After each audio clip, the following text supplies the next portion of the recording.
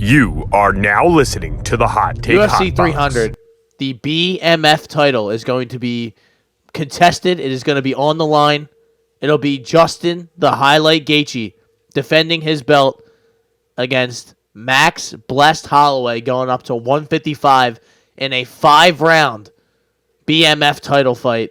Now, I know the BMF, we thought that was going to be a one-time thing, and that comes along with a little bit of corniness, just the idea of there being a BMF title, but I don't care. If it's an excuse to have these two fight each other in a 5-round fight on the biggest card in probably of the year, what it should be, then Ty, I'm all in. I am so excited. I would like to say right away, instinct prediction is Justin Gaethje TKO. Yeah, that would be crazy seeing Max get put out, but Justin's on a run, man. I don't know if Max can put Justin out as many times as Justin could put Max out, I guess is how I look at it. But man, there's probably going to be no wrestling, right? There's probably not going to be much clinch. There's going to be a little bit of clinch work, but it's going to be violent. Yeah, dude, that's a good fight. And I think it's one that, a lot of people didn't really circle. They were trying to.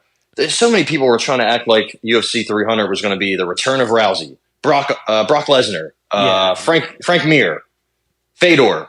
I was just hoping Big McGregor. I kept my expectations in a realistic sense, and I still was out of my mind. People were talking about Nick Diaz. I'm like, bro, that fucking corpse of a human is not coming back to fight. Like, let's get that straight. But I saw a lot of people thinking they were going to do something outside the box. I was thinking no shot. It's not that far away.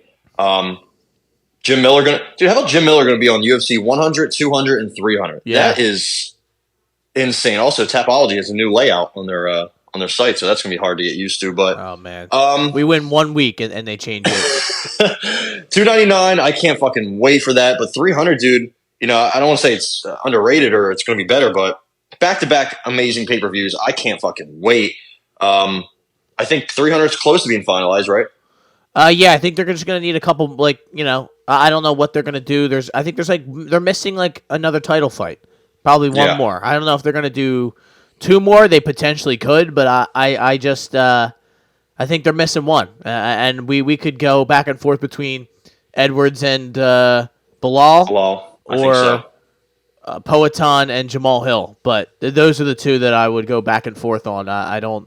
Did they make the Jamal Hill fight yet? No, I think he's still recovering from, was it his Achilles that he tore or his patellar tendon? Either way, Achilles, I believe. Something that was going to, which is brutal.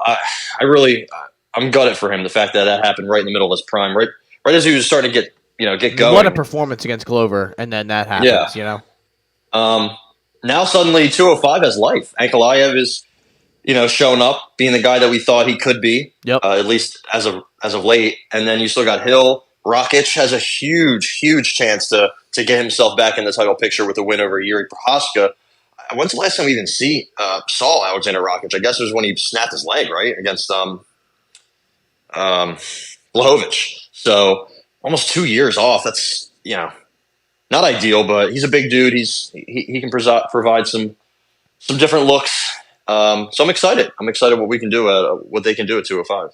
Yeah, would you agree, though, back to the Holloway-Gaethje fight, Holloway, last time he went up to 55 was against Dustin Poirier, and a whole, different situation, different fight, but you would say Holloway was more in his prime than he is now, and he kind of got, I wouldn't say, he did get kind of dominated. He got handled, he really wasn't, necessarily going to win that fight at any time. He had his moments here or there, but Dustin Poirier controlled that fight for the most part. Yeah, I actually want to go back. It's so funny you said that. I was trying to go back and see what the numbers were for that fight. I agree, though. I don't know what Max is going to do differently. I don't know how he can. I guess. Would he want to box? Would he want a leg kick? I don't know. I feel like either way, he kind of plays in to what Justin Gaethje does. Yeah. So that kind of worries me. I love both guys, obviously. And let's go back to when he fought. When he fought Dustin, he outstruck him. He outlanded him 181 to 178. Significant strikes and total strikes. Dustin 1 of 8 on takedowns, and Max did have a sub attempt. Not sure what that was. I'd have to go back and rewatch that fight, but that's just the cumulative totals. Obviously it's much different. And Dustin started that fight 154, 115 in the first round. I mean, they were both just so much volume, 80, 90 plus attempted strikes per round. I think we're going to get that. I think we might even get even more this time because I think Dustin's a little bit more patient. Justin and Max, that's just going to be blood and guts. I agree with you. I honestly might take Justin inside the distance, but it's hard to make that bet against Max. But you also know it's going to have to come one day.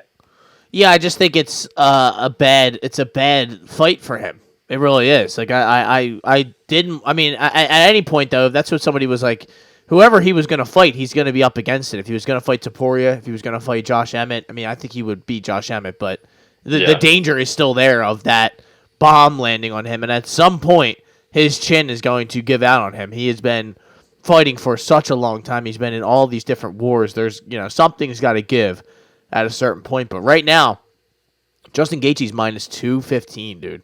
So that goes to tell you what they think the deal is or what they think is going to happen. I'm excited for that. Another fight, Ty, that got You are now listening to the Hot Take Hot Box.